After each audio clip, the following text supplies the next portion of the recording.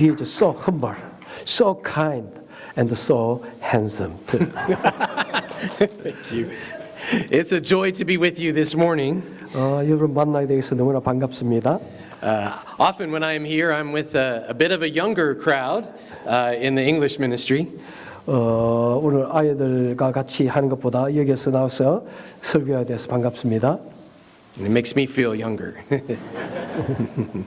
I would invite you to turn to Psalm 119 if you have your Bibles this morning. Psalm 119. 오늘 시편 119편 전체를 좀 말씀을 나누기를 원합니다.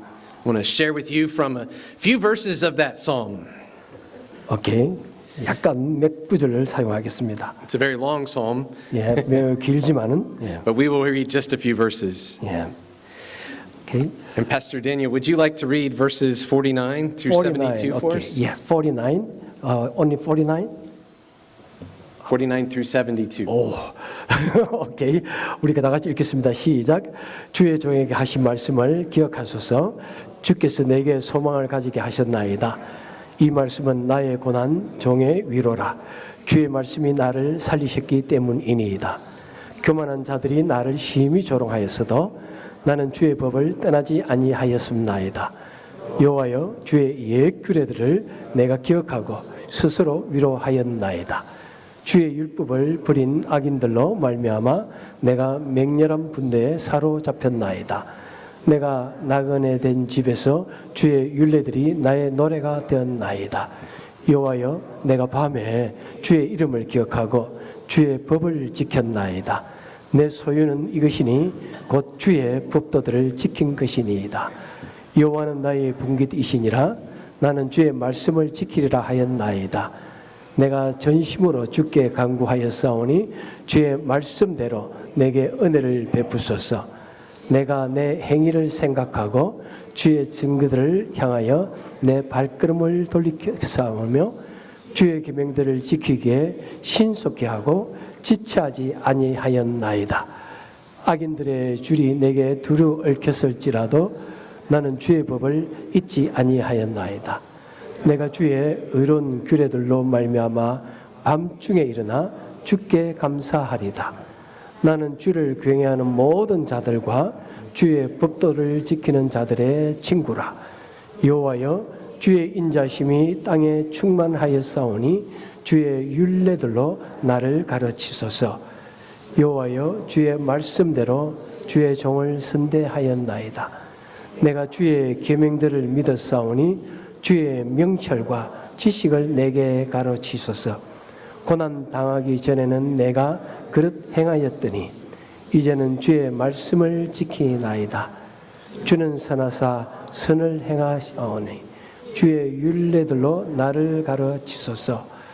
교만한 자들이 거짓을 지어 나를 치려하였사오나 나는 전심으로 주의 법도를 지키리이다.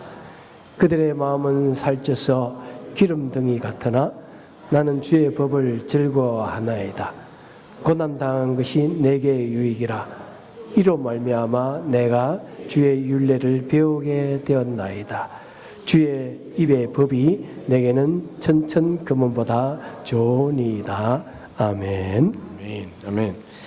The emphasis in the whole of Psalm 119 is on God's law, on God's word, God's instructions. 이 시편의 가장 중요한 것은 하나님의 법을 이렇게 강조하고 있습니다. 곧 하나님의 법이라고 하는 것은 하나님의 교훈, 하나님의 가르침 전체를 말하는 의미입니다.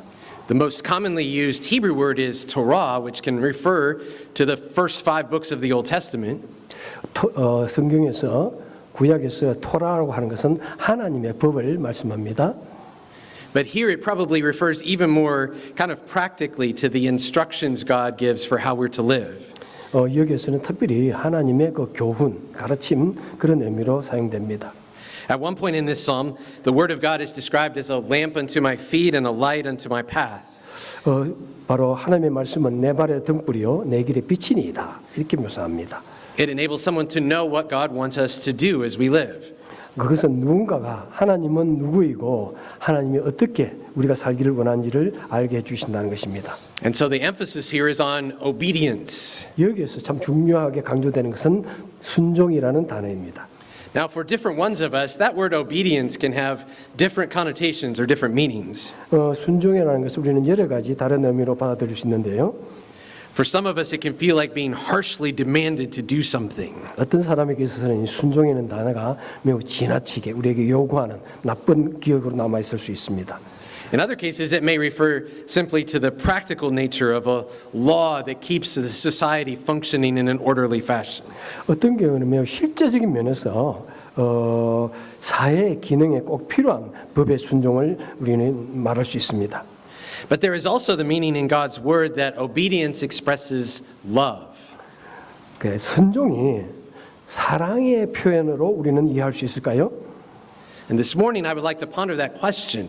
How could obedience be love? 오늘 아침에 특별히 말씀해 보고 싶은 것은 어떻게 순종이 사랑인가에 대해서 숙고해 보기 원합니다. In the verses we read earlier from Psalm 119, there is a significant contrast between those who faithfully follow God and those who don't. 특별히 오늘 본문에는 하나님을 충실하게 따르는 자와 또 그렇지 않은 자 사이에 어떤 대조를 보여주고 있습니다. The psalmist here serves as the example of a faithful follower of God.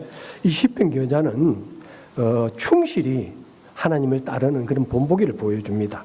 But the psalmist is different from people who don't, whom he calls the insolent and the wicked.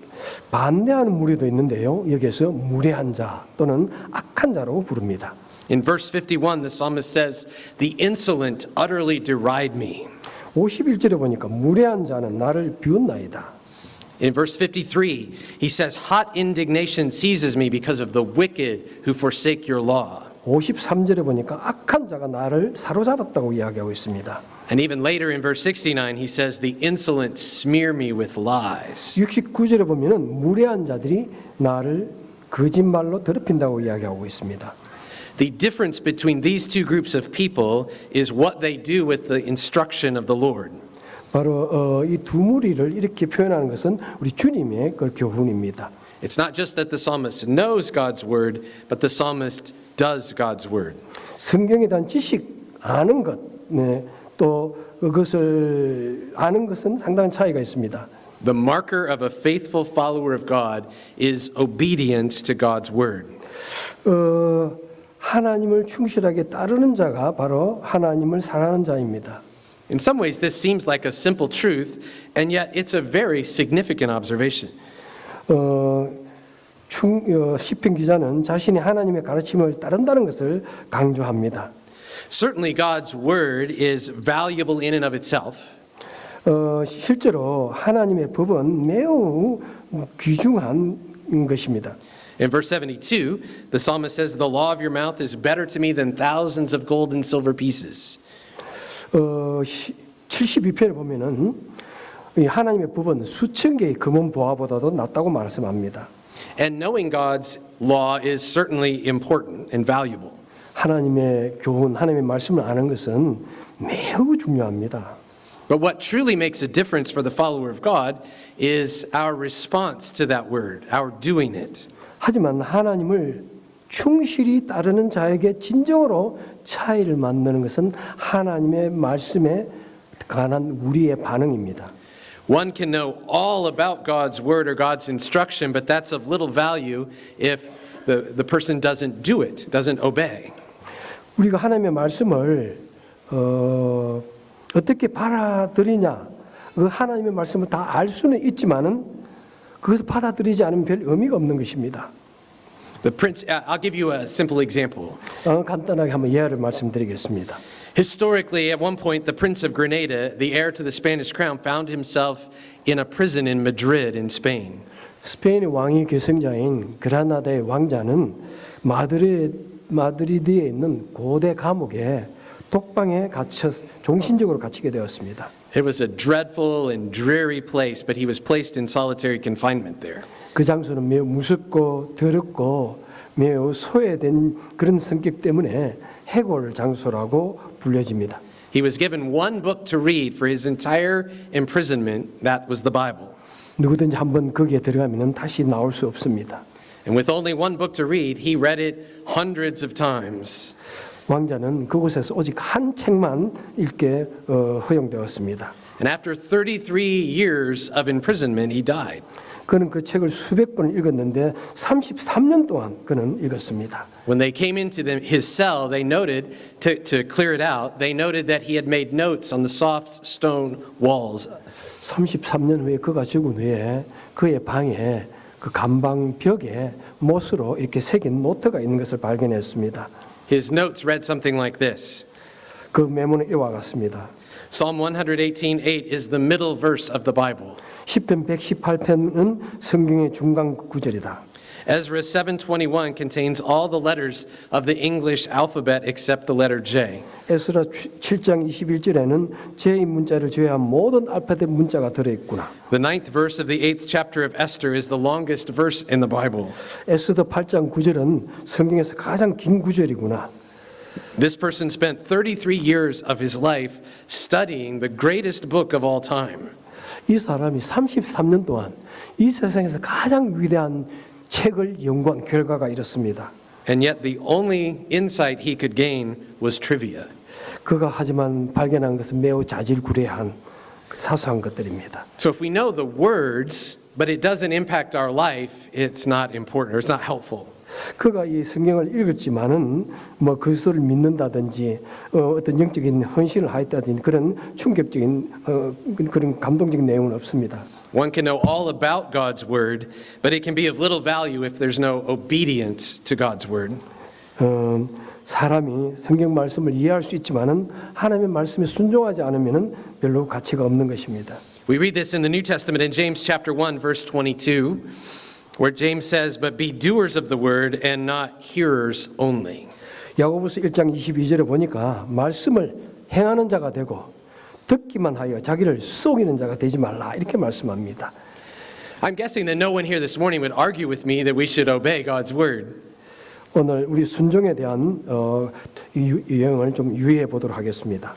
But I want to ask this morning what our attitude, what kind of attitude we bring to our obedience. 우리가 순종을 어떻게 우리에게 가져와야 되는지 한번 생각해 보겠습니다.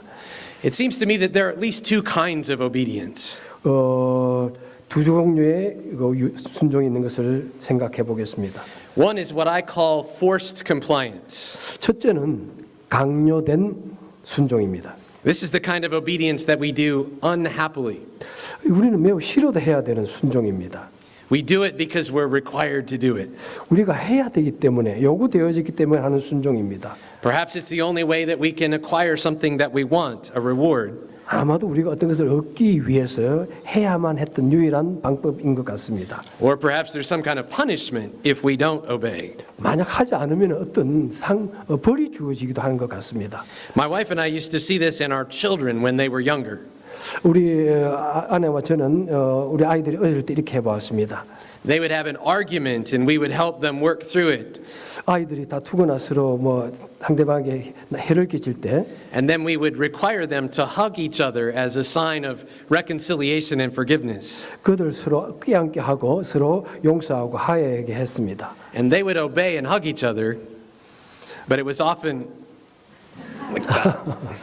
그들은 내 말에 따라서 서로 껴안기는 않았지만은 매우 불편한 모습으로 껴안았습니다. We can laugh about our children acting that way, but many of us also experience this in our workplace. 우리 아이들 보면서 우리도 그렇게 하는 경우가 있다는 것입니다. Our supervisor or the company that we work for establishes certain policies and procedures that we must follow. 여러분 직장에서 일할 때 그렇지 않습니까? 직장 상사나 회사가 어떤 특정한 정책을 걸어놓고 또 절차를 따라야 된다고 우리에게 말합니다. And we obey, but only because we must. 그럼 당신은 그것을 좋아하지 않아도 그렇게 해야 합니다.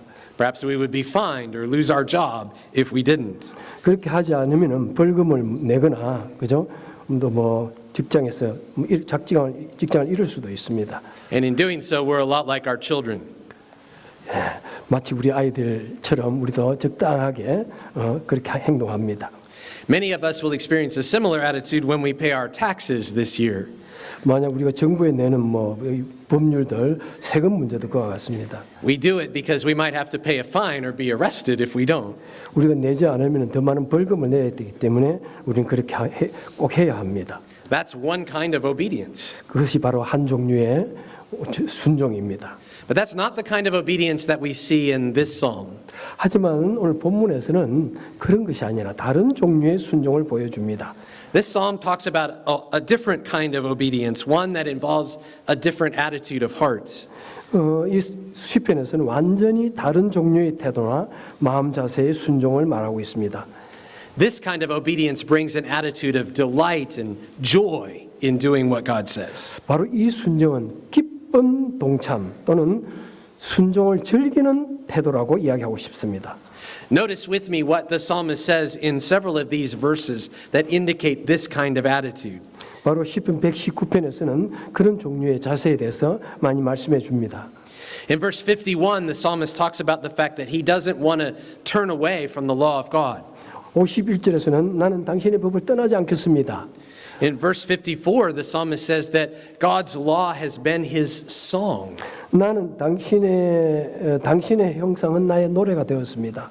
In verse 55, the psalmist says that he remembers God's name in the night, and even in the night thinks about keeping God's law. 나는 밤에 당신의 이름을 기억하고 당신의 법을 지킵니다라고 55절에서 말씀합니다. In verse 57, he talks about promising to keep God's word. 57절에서 나는 당신의 말씀을 지키겠다고 약속합니다. In verse 60, the psalmist talks about rushing. He says, I hasten and do not delay to keep your commandments. 60절에서는 나는 당신의 계명을 지키기 위해 서두르지 아니하고 지체하지 아니합니다라고 즐겁게 말합니다. In verse 62, he says, At midnight I rise so that I can keep your righteous rules. 62절을 보니까 나는 한밤중에 일어나서 당신을 찬양하겠습니다라고 말씀합니다. How many of you woke up at midnight last night rejoicing in the law of God and keeping it? 여러분 중에 밤에 일어나서 찬양을 한 분이 혹시 계시나요? In verse 66, he talks about just the deep belief and devotion that he has in God's commandments. 나는 당신의 법을 정말 헌신적으로 믿습니다라고 말씀합니다. In verse 70, he talks about the fact that he delights in the law of God. 그는 나는 당신의 법을 정말로 좋아합니다. And in verse 72, he compares the law of God to gold and silver. It's a value for him. 72절에서는 보니까 당신의 입의 법은 수천 개의 금은 보화보다 낫습니다라고 말씀합니다. I talk about this often with one of my classes at Bethel where we talk about using spiritual disciplines in our lives. 저는 베델에서 영적 훈련에 관한 주제를 다루는 수업 중에 이렇게 가르칩니다. We talk about the fact that though we do these things regularly and we plan to do them, we don't do them out of obligation, but with a sense of joy and delight. 우리는 어떤 계획을 세우고 매우 규칙적으로 어떤 일을 하는 것을 훈련하지만은 기쁨으로 이 일을 해야 된다는 사실에 대해서 이야기합니다. So that we are doing them with a sense of joy. We want to do what God wants us to do. 때로는 힘들지라도 즐거움으로 해야 된다는 것입니다. Ultimately, God is not merely managing our behavior, but He's wanting to shape a heart whose will is aligned with His. 하나님께서는 우리가 행동을 바르게 하시지는 하지만은 궁극적으로는 우리의 마음과 성품을 거룩하게 만들고 하나님의 형상에까지 자라게 하십니다. It's not a matter of mere legalism, but a heart that wants to do what Christ would want to do. 이것은 결코 율법주의가 아닙니다. 그리스도와 같은 인격과 그 마음, 즉 성화된 마음을 가질 것을 말씀하는 것입니다.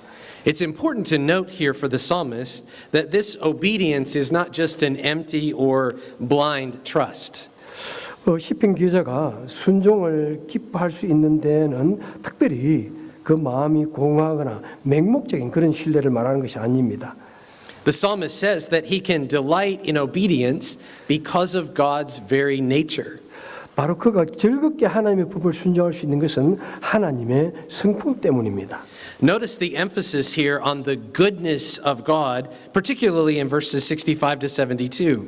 특별히 65절부터 72절을 보니까 하나님의 선하심의 강조를 주목하면서 하나님은 선하시고 선을 행하시기 때문에 자신은 즐겁게 율법을 지킨다고 말씀합니다. In verse 68, the psalmist says, Lord, you are good and you do good, so teach me your words. 하나님, 당신은 선하시기 때문에 나에게 그 선한 율법을 가르쳐 주옵소서 말씀하고 있습니다.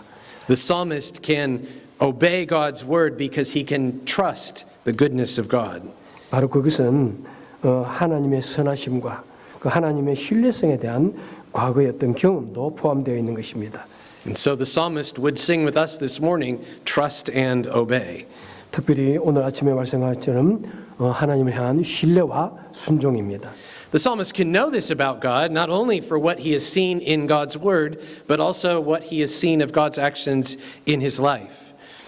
그의 선하심뿐만 아니라 또 그의 선하신 행위 때문에, 선하신 행동 때문에 또한 그것도 포함됩니다. The psalmist talks about his experience in the past of God's goodness and God's trustworthiness. 하나님의 그 선하시고 또 하나님의 진실하심에 그는 그 경험을 고백합니다. Note what he says in verse 65, where he says, You have dealt well with your servant, O Lord, according to your word. 65절에 보니까 주여 당신은 당신의 말씀대로 당신의 종을 선하게 대하셨습니다 라고 말씀합니다. And so our obedience expresses our trust in the goodness of God. 그래서 순종은 우리의 트러스트와 진실과 또 하나님을 향한 선하심에 따라서 갑니다. 따라서 하게 됩니다. When Peter encounters Jesus in Luke chapter 5 and Jesus tells him to cast his nets on the other side of the boat, Peter can do so because he trusts the goodness of Christ. 베드로도 마찬가지입니다. 베드로가 예수님의 말씀대로 배에서 그물을 내린 후에 그가 많은 고기를 잡고서 바로 주님이 그렇게 말씀하셨기 때문에 주님의 말씀에 따라서 이렇게 말합니다. In that moment, Peter says to Jesus, because you say so. 바로 그 순간은 베드로는 예수님께서 그렇게 말씀하시기 때문에 이라고 말씀합니다.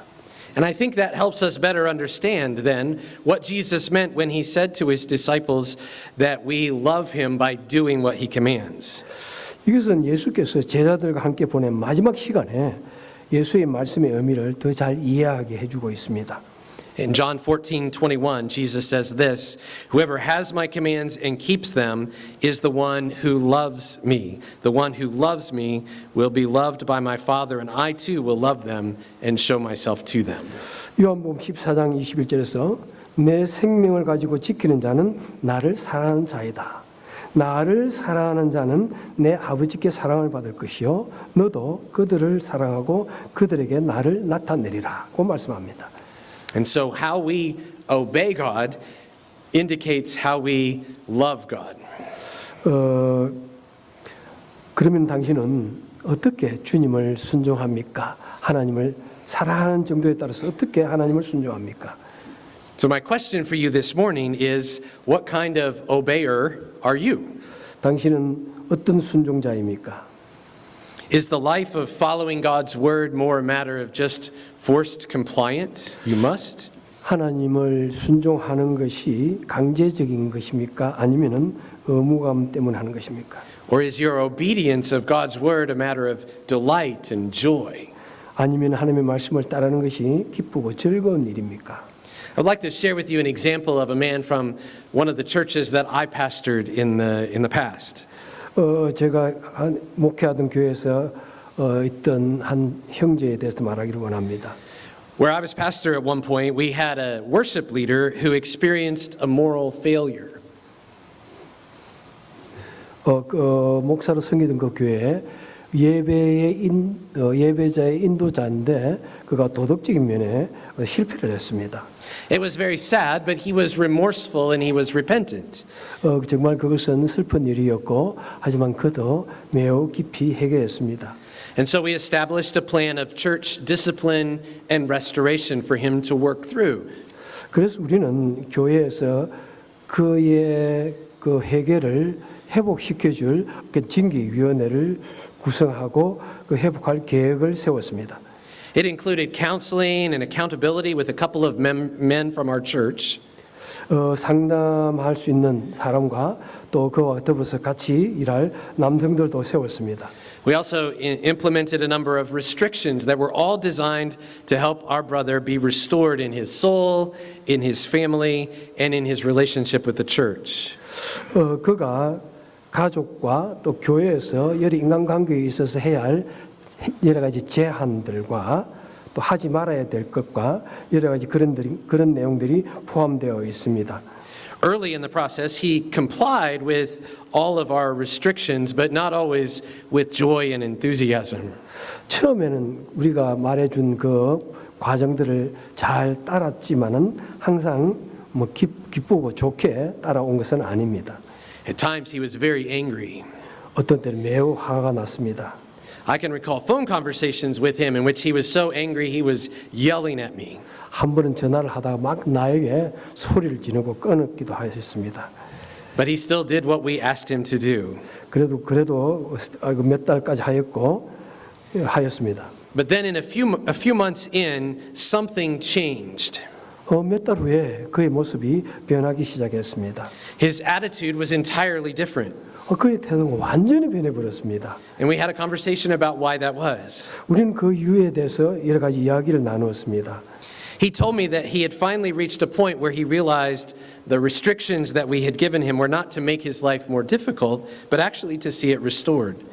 그는 마침내 우리가 자기에게 준 그 징계와 권면들이 자신의 삶을 어렵게 만들기 위한 것이 아니라 자신을 회복시켜 주시고 자신을 하나님의 뜻에 맞게 만들기 위한 것임을 깨달았다고 말했습니다. He said, I started doing them because I wanted to, not because I was required to. 그는 말하기를 내가 해야만 하는 것이 아니라 그 징계의 과정을 기쁘게 받아들였다고 이야기합니다. He was a different man. 그는 그렇게 변화된 사람이 되었습니다. That's the kind of obedience that God asks of us. 바로 그것이 하나님께서 우리에게 요구하는 순종의 한 종류입니다. Not angry and obligatory, but eager and joyful. 억지나 화가 나게 하는 것이 아니라 기쁨과 즐거움을 하는 순종 말입니다. And so the question I would leave for you today is simply this: what kind of obeyer are you? 그래서 오늘 아침에 여러분에게 한 가지 묻고 싶은 것은 당신은 어떤 종류의 순종자입니까? Do you obey God's word because you have to, or with a sense of joy and delight? 당신은 하나님의 말씀을 기쁨으로 순종합니까? 아니면 원망과 불평으로 합니까? Pastor Daniel, would you like to pray for us?